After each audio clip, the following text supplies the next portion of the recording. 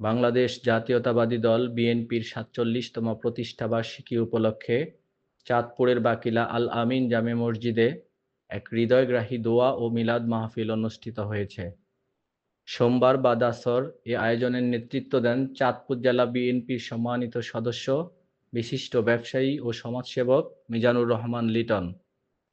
মাহফিলে দেশনেত্রী ও সাবেক ৩বারের প্রধানমন্ত্রী বেগম খালেদা জিয়ার দ্রুত সুস্থতা ও দীর্ঘায়ু কামনা, মহান স্বাধীনতার ঘোষক শহীদ প্রেসিডেন্ট জিয়াউর রহমান বীর উত্তমের রুহের মাগফেরাত এবং বিএনপির ভারপ্রাপ্ত চেয়ারম্যান তারেক রহমানের সুস্বাস্থ্য ও সফল নেতৃত্বের জন্য বিশেষ মোনাজাত করা হয়।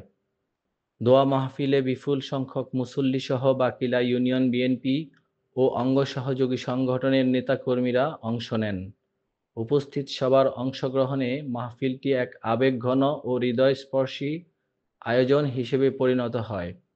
স্থানীয় নেতৃবৃন্দ জানান, বিএনপির প্রতিষ্ঠাবার্ষিকী শুধু একটি আনুষ্ঠানিকতা নয়, এটি দলের আদর্শ ও জনগণের প্রতি অঙ্গীকার পুনর্নবায়নের দিন।